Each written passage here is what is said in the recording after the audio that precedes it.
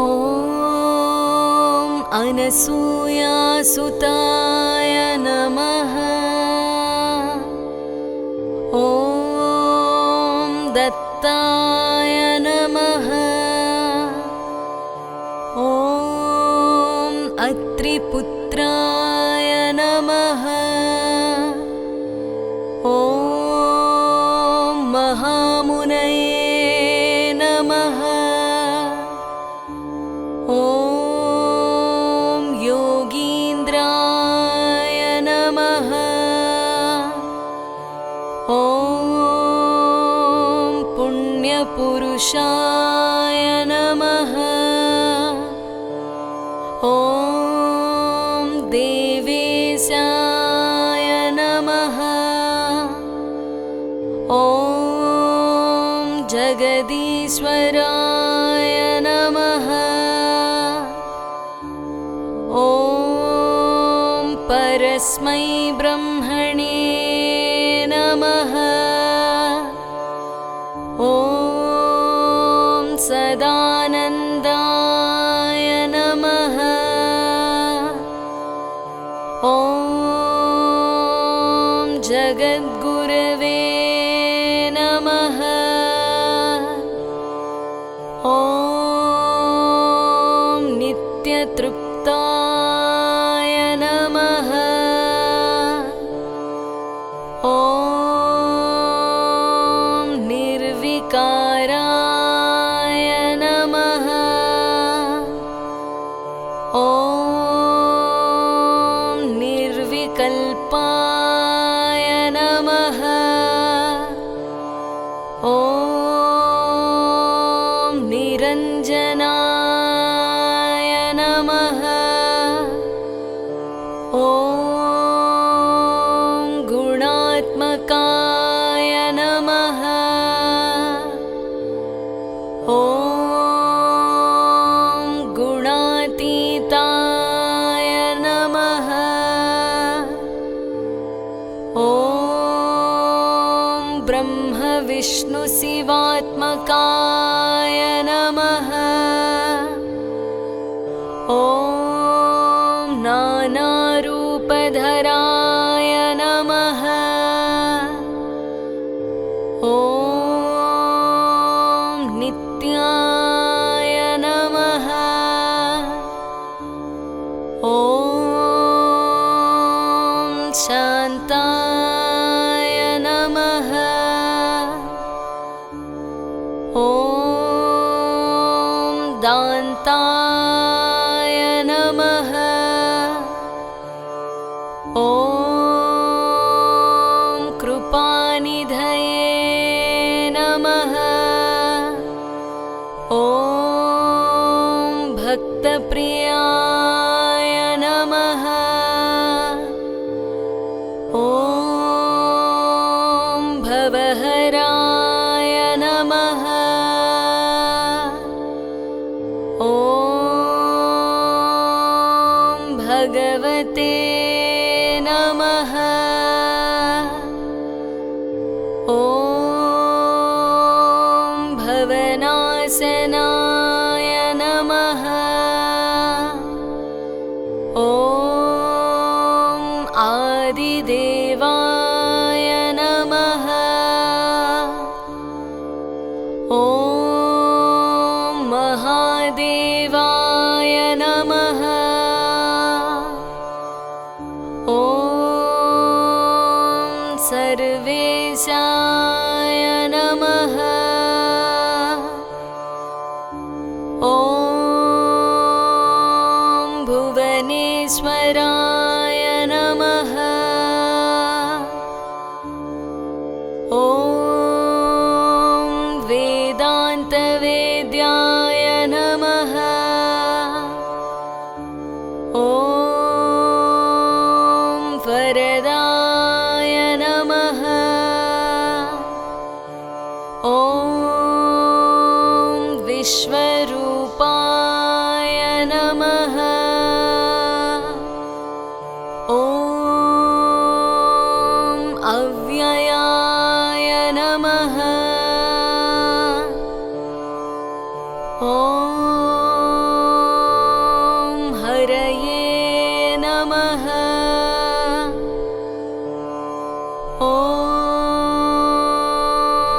सच्चिदानन्दाय नमः। ॐ सर्वेशाय नमः। ॐ योगीशाय नमः। ॐ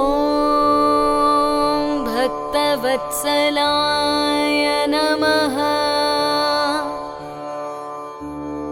ॐ दिगम्बराय नमः। ॐ दिव्यमूर्तये नमः। ॐ दिव्यभूतिविभूषणाय नमः। ॐ अनादिसिद्धाय नमः। ॐ सुलभाय नमः। ॐ भक्तवाञ्छितदायकाय नमः। ॐ एकाय नमः। ॐ अनेकाय नमः। ॐ अद्वितीयाय नमः। ॐ निगमागमपण्डिताय नमः। ॐ भुक्तिमुक्तिप्रदात्रे नमः। ॐ कार्तवीर्यवरप्रदाय नमः। ॐ सस्वताङ्गाय नमः। ॐ विशुद्धात्मने नमः। ॐ विश्वात्मने नमः। ॐ विश्वतोमुखाय नमः। ॐ सर्वेश्वराय नमः। ॐ सदातुष्टाय नमः। ॐ सर्वमङ्गलदायकाय नमः। ॐ निष्कलङ्काय नमः। ॐ निराभासाय नमः। ॐ निर्विकल्पाय नमः। ॐ निराश्रयाय नमः।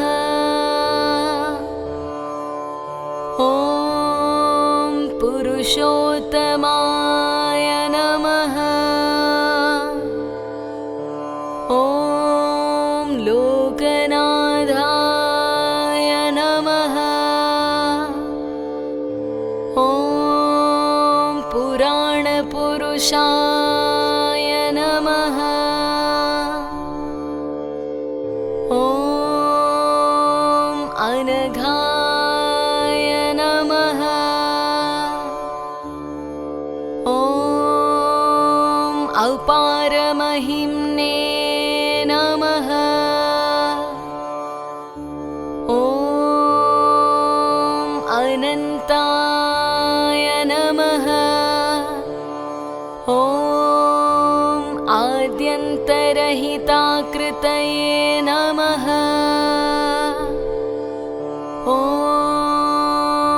संसारवनदावाग्नये नमः।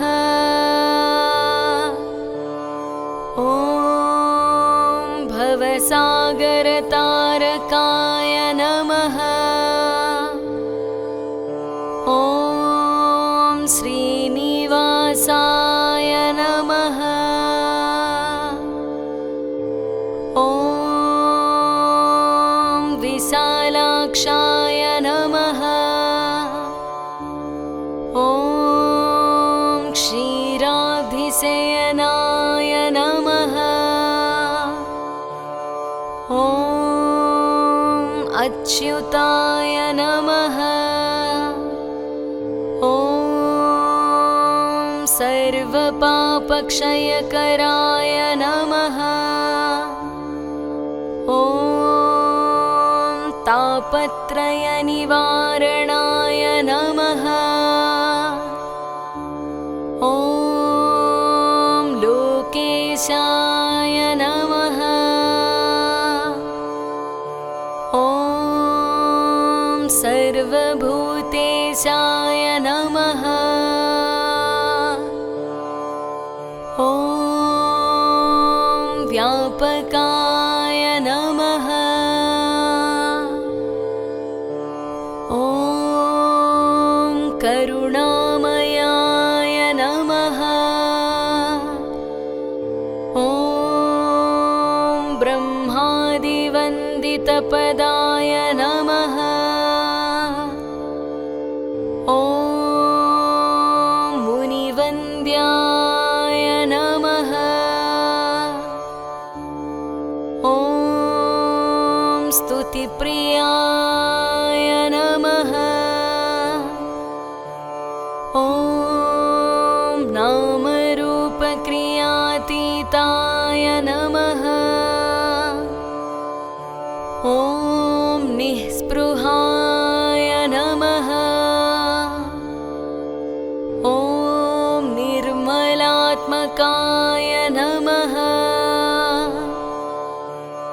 ॐ मायाधीशाय नमः। ॐ महात्मने नमः। ॐ महादेवाय नमः। ॐ महेश्वराय नमः।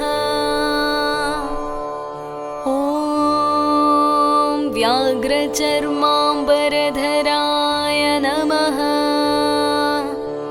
ॐ नागकुण्डलभूषणाय नमः। ॐ सर्वलक्षणसम्पूर्णाय नमः। ॐ सर्वसिद्धिप्रदायकाय नमः। ॐ सर्वज्ञाय नमः। ॐ करुणासिन्धवे नमः। ॐ सर्पहाराय नमः। ॐ सदाशिवाय नमः। ॐ सह्याद्रिवासाय नमः। ॐ सर्वात्मने नमः। ॐ भवबन्धविमोचनाय नमः। ॐ विश्वम्भराय नमः। ॐ विश्वनाथाय नमः। ॐ जगन्नाथाय नाथाय नमः। ॐ जगत्प्रभवे नमः।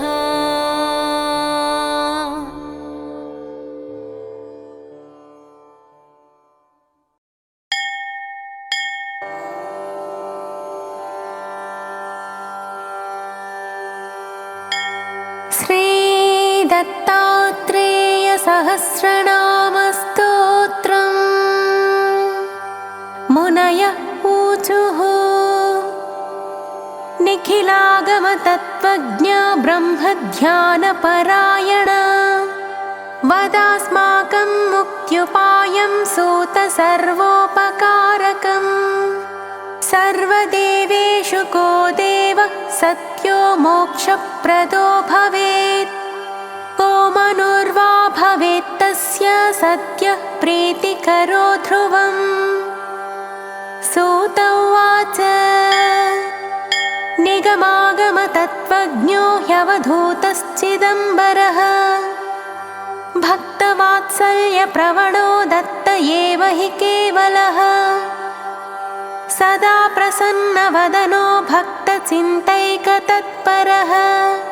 तस्य नामान्यनं तानि वर्तन्ते थाप्यधः परम्। दत्तस्य नाम साहस्रं तस्य प्रीतिविवर्धनम्। यस्त्विदं पठते नित्यं दत्तात्रेयैकमानसः मुच्यते सर्वपापेभ्यः स सद्यो नात्र संशयः। अन्ते तद्धाम संयाति पुनरावृत्तिदुर्लभम्। अस्य श्रीमद्दत्तात्रेयसहस्रनामस्तोत्रमन्त्रस्य अवधूतऋषिः अनुष्टुप् छन्दः दिगम्बरो देवता। ॐ बीजं ह्रीं शक्तिः क्रौं कीलकम्। श्रीदत्तात्रेयप्रीत्यर्थे जपे विनियोगः। अथ ध्यानम्। दिगम्बरं भस्मविलेपिताङ्गं बोधात्मकं मुक्तिकरं प्रसन्नं निर्मानसं श्यामतनुं भजेऽहम्। दत्तात्रेयं ब्रह्मसमाधियुक्तम्। अथ स्तोत्रम्। दत्तात्रेयो महायोगी योगेशश्चामरप्रभुः मुनिर्दिगम्बरो बालो मायामुक्तो मदापहः। अवधूतो महानाथः शङ्करो मरवल्लभः। महादेवश्चादिदेवः पुराणप्रभुरीश्वरः। सत्त्वत्कृत्सत्त्वद्भावः सत्त्वात्मा सत्त्वसागरः। सत्त्ववित् सत्त्वसाक्षी च सत्त्वसाध्यो मराधिपः। भूतकृद्भूतभृच्चैव भूतात्मा भूतसम्भवः। भूतभावो भवो भूतवित् तथा भूतकारणः। भूतसाक्षी प्रभूतिश्च भूतानां परमागतिः। भूतसङ्गविहीनात्मा भूतात्मा भूतशङ्करः। भूतनाथो महाधादिनाथो महेश्वरः। सर्वभूतनिवासात्मा भूतसन्तापनाशनः। सर्वात्मा सर्वभृत् सर्वः सर्वज्ञः सर्वनिर्णयः। सर्वसाक्षी बृहद्भानुः सर्ववित् सर्वमङ्गलः। शान्तः सत्यः समः पूर्णो एकाकी कमलापतिः। रामो रामप्रियश्चैव विरामो रामकारणः। शुद्धात्मा पावनोऽनन्तः प्रतीतः परमार्थभृत्। हंससाक्षी विभुश्चैव प्रभुः प्रलय इत्यपि।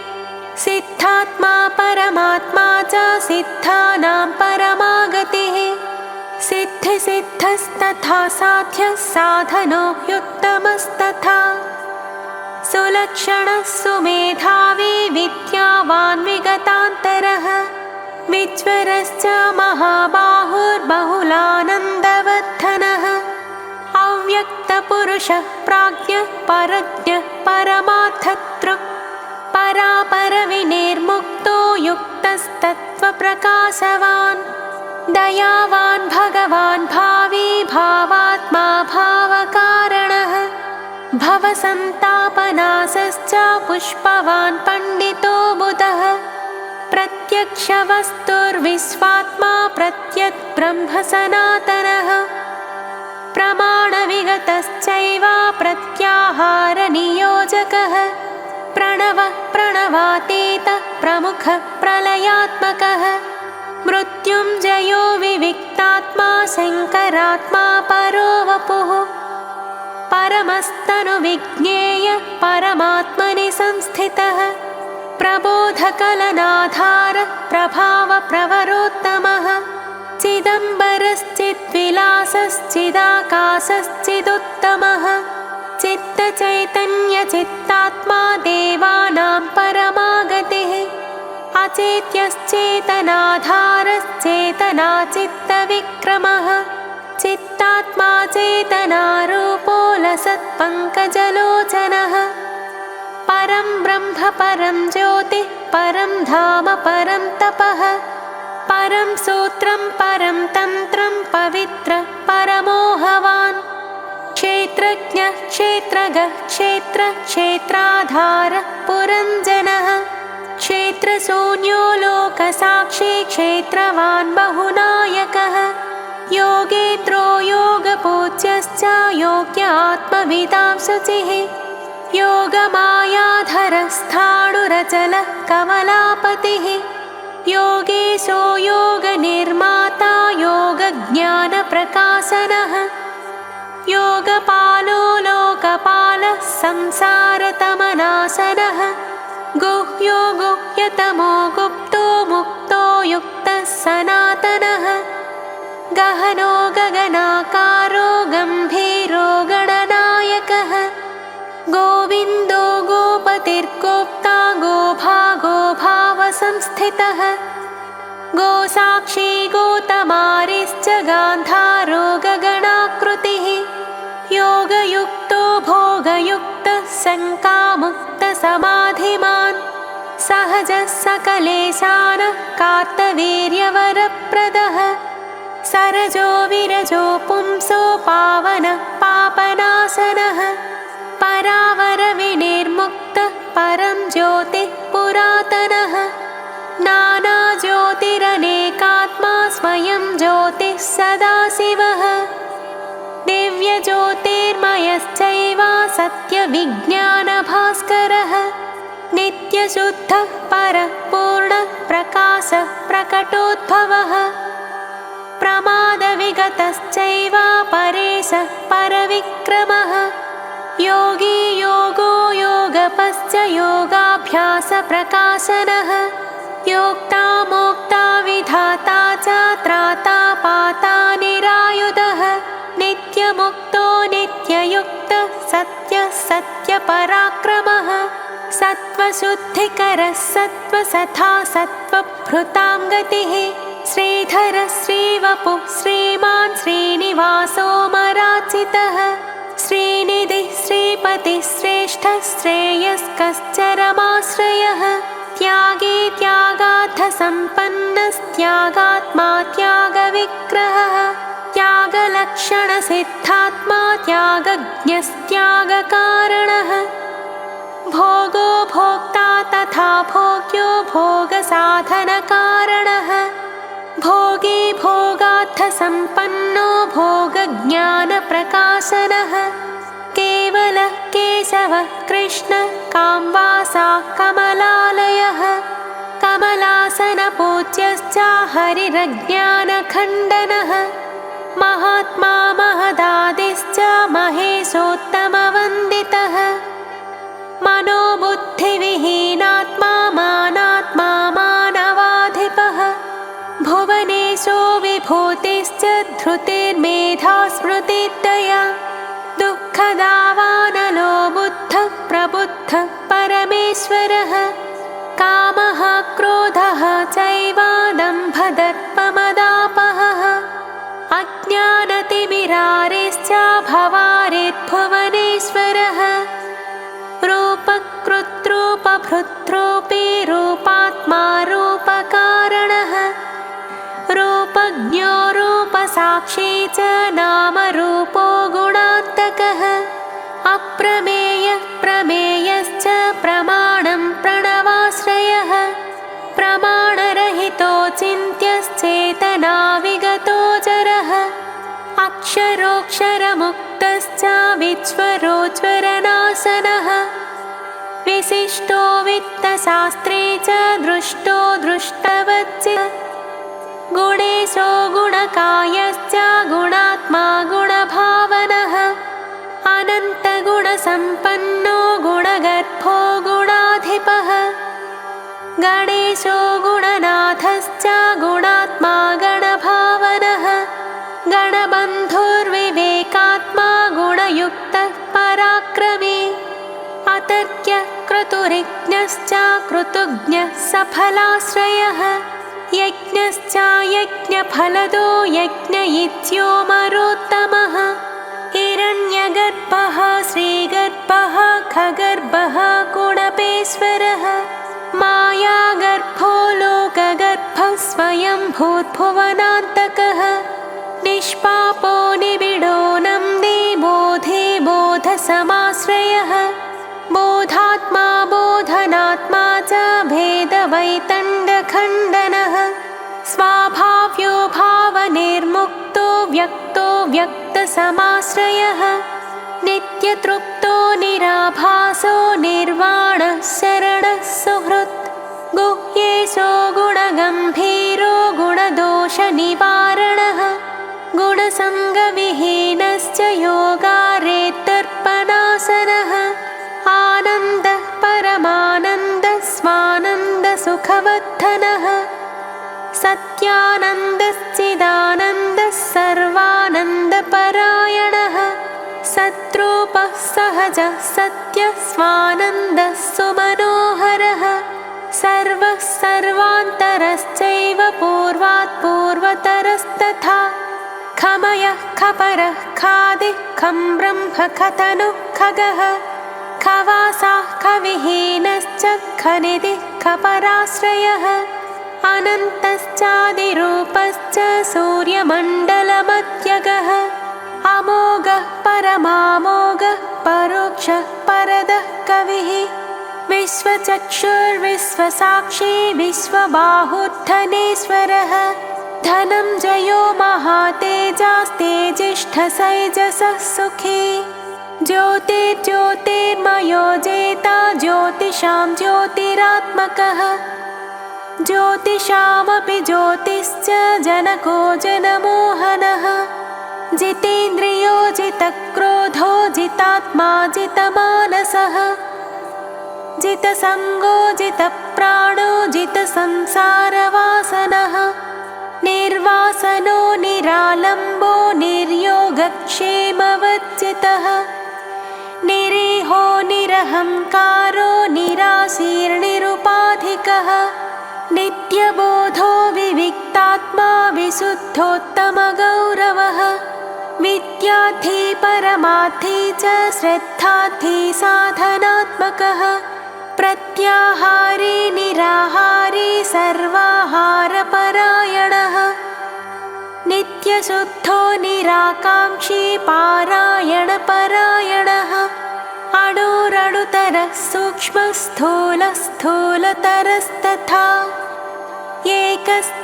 एकस्तथानेकरूपो विश्वरूपः सनातनः नैकरूपो विरूपात्मा नैकबोधमयस्तथा नैकनाममयश्चैव नैकविद्याविवर्धनः एकश्चैकान्तिकश्चैव नानाभावविवर्जितः एकाक्षरस्तथा बीजः पूर्णबिम्बः सनातनः मन्त्रवीर्यो मन्त्रबीजः शास्त्रवीर्यो जगत्पतिः नानावीर्यधरश्चैव शक्रेशः पृथिवीपतिः प्राणेशः प्राणदः प्राणायामपरायणः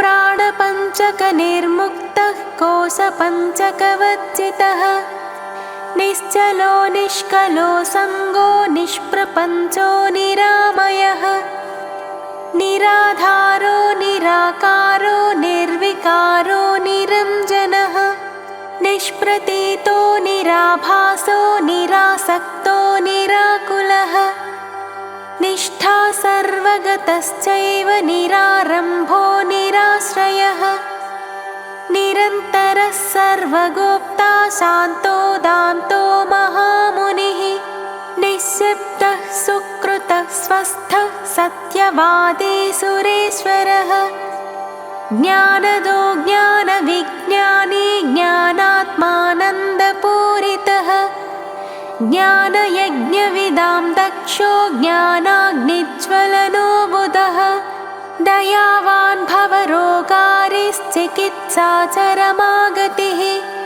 चन्द्रमण्डलमध्यस्थश्चन्द्रकोटिषु शीतलः यन्त्रकृत्परमो यन्त्री यन्त्रारूढापराजितः यन्त्रविद्यन्त्रवासश्च यन्त्राधारो धराधरः तत्त्वज्ञस्तत्त्वभूतात्मा महत्तत्त्वप्रकाशनः तत्त्वसङ्ख्यानयोगज्ञा साङ्ख्यशास्त्रप्रवर्तकः अनन्तविक्रमो देवो माधवश्च धनेश्वरः साधुः साधुवरिष्ठात्मा सावधानो मरोत्तमः निस्सङ्कल्पो निराधारो दुर्धरो ह्यात्मवित्पतिः आरोग्यसुखदश्चैव प्रवरो वासवस्तथा परेशः परमोदारः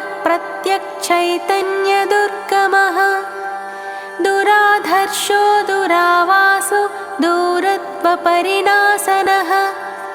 वेदविद्वेदकृद्वेदो वेदात्मा विमलाशयः विविक्तसेवी च संसारश्रमनाशनस्तथा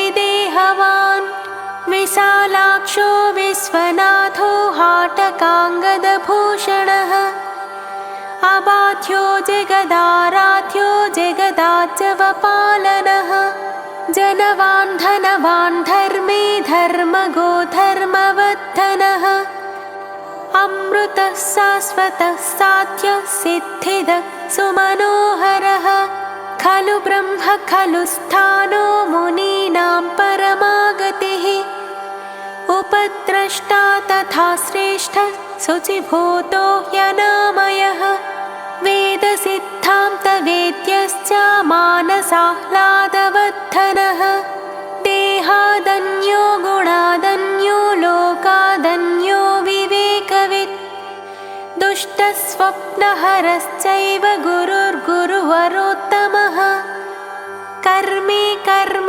विनिर्मुक्तः संन्यासी साधकेश्वरः सर्वभावविहीनश्च तृष्णासङ्गनिवारकः त्यागी त्यागवपुस्त्यागस्त्यागदानविवर्जितः त्यागकारणत्यागात्मा सद्गुरु सुखदायकः दक्षो दक्षादिवन्द्यश्च ज्ञानवादप्रवर्तकः शब्दब्रह्ममयात्मा च शब्दब्रह्मप्रकाशवान् ग्रसिष्णुः प्रभविष्णुश्च सहिष्णुर्विगतान्तरः विद्वत्तमो महावन्द्यो विशालोत्तमवाङ्मुनिः ब्रह्मविद् ब्रह्मभावश्च ब्रह्मर्षिब्राह्मणप्रियः ब्रह्म ब्रह्मप्रकाशात्मा ब्रह्मविद्याप्रकाशनः अत्रिवंशप्रभूतात्मा तापसोत्तमवन्दितः आत्मवासी विधेयः धात्रिवंशविवर्धनः प्रवर्तनो निवृत्तात्मा प्रलयोदकसन्निभः नारायणो महागर्भो भार्गवप्रियकृत्तमः सङ्कल्पदुःखदलनः संसारतमनासनः त्रिविक्रमस्त्रिधाकारस्त्रिमूर्तिस्त्रिगुणात्मकः भेदत्रयहरश्चैव तापत्रयनिवारकः दोषत्रयविभेदी च संशयार्णवखण्डनः असंशयस्त्वसम्मूढो यवादिराजवन्दितः राजयोगी महायोगी स्वभावगलितस्तथा पुण्यश्लोकः पवित्राङ्घ्रिध्यानयोगपरायणः ध्यानस्थो ध्यानगम्यश्च विधेयात्मा पुरातनः अविज्ञेयो ह्यन्तरात्मा मुख्यबिम्बसनातनः जीवसञ्जीवनो जीवश्चिद्विलासश्चिदाश्रयः महेन्द्रो मरमान्यश्च योगेन्द्रो योगवित्तमः योगधर्मस्तथा योगस्तत्त्वस्तत्त्वविनिश्चयः नैकबाहुरनन्तात्मा नैकनामपराक्रमः नैकाक्षी नैकपादश्च नाथनाथोत्तमोत्तमः सहस्रशीर्षा पुरुषः सहस्राक्षः सहस्रपात् सहस्ररूपदृक्चैव सहस्रारमयोद्धवः त्रिपादपुरुषश्चैव त्रिपादोध्वस्तथैव च त्र्यम्बकश्च महावीर्यो योगवीर्यविशारदः विजयी विनयी जेता वीतरागे विराजितः रुद्रो रौद्रो महाभीमः प्राज्ञमुख्यः सदा शुचिः अन्तर्ज्योतिरनन्तात्मा प्रत्यगात्मा निरन्तरः अरूपश्चात्मरूपश्च सर्वभावविनिर्वृतः अन्तःशून्यो बहिः शून्यः शून्यात्मा शून्यभावनः अन्तःपूर्णो बहिः पूर्णः पूर्णात्मा पूर्णभावनः अन्तस्त्यागी बहिस्त्यागी त्यागात्मा सर्वयोगवान् अन्तर्योगी बहिर्योगी सर्वयोगपरायणः अन्तर्भोगी बहिर्भोगी सर्वभोगविदुत्तमः अन्तर्निष्ठो बहिर्निष्ठः सर्वनिष्ठामयस्तथा बाह्यान्तरविमुक्तश्च बाह्यान्तरविवर्जितः शान्तः शुद्धो विशुद्धश्च निर्वाणः प्रकृतेः परः अकालः कालनेमी च कालकालो जनेश्वरः कालात्मा कालकर्ता च कालज्ञः कालनाशनः कैवल्यपददाता च कैवल्यसुखदायकः कैवल्यकलनाधारो निर्भरो हर्षवर्धनः हृदयस्थो हृषीकेशो गोविन्दो गर्भवर्जितः सकलागमपूज्यश्च निगमो निगमाश्रयः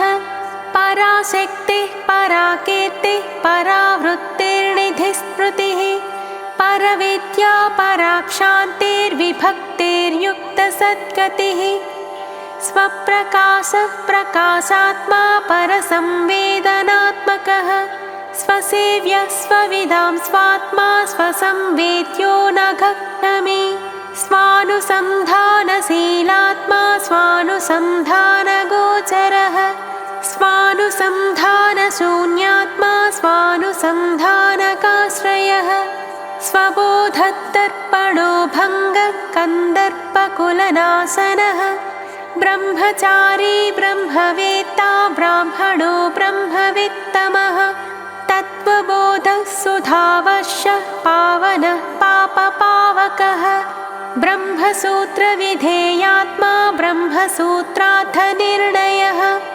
आत्यन्तिको महाकल्पः सङ्कल्पावर्तनाशनः आधिव्याधिहरश्चैव संशयार्णवशोषकः तत्त्वात्मज्ञानसन्देशो महानुभवभावितः आत्मानुभवसम्पन्नः स्वानुभावसुखाश्रयः अचिन्त्यश्च बृहद्भानुः प्रमदोत्कर्षनाशनः अनिकेतप्रशान्तात्मा शून्यावासो जगद्वपुः चित्गतिश्चिन्मयश्चक्रे मायाचक्रप्रवर्तकः सर्ववर्णविदारम्भे सर्वारम्भपरायणः पुराणः प्रवरो दाता सुन्दरः कनकाङ्गदे अनसूयात्मजो दत्तः सर्वज्ञः सर्वकामदः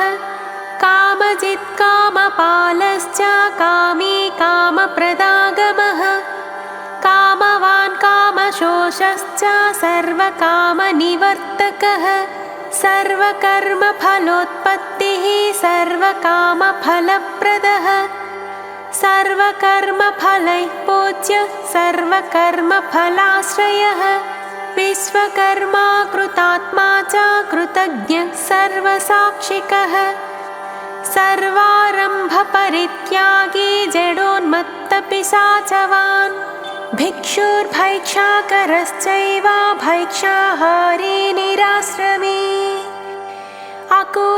अकूलश्चानुकूलश्च विकलो व्यकलस्तथा जटिलो वनचारी च दण्डी मुण्डी च गण्डवान् देहधर्मविहीनात्मा एकाकी सङ्गवर्जितः आश्रम्यनाश्रमारम्भो नाचारी कर्मवर्जितः असंदेही च संदेही न किंचिन्न च किंचनः हृदेही देहशून्यश्च नाभावे भावनिर्गतः न ब्रह्मा च परब्रह्मा स्वयमेव निराकुलः अनघश्च गुरुश्चैव नाथ नाथोत्तमो गुरुः विभुजः प्राकृतश्चैव जनकश्च पितामहः अनात्मा न च नानात्मा नीतिर्नीतिमतां वरः सहजः सदृशः सिद्धश्चैकश्चिन्मात्र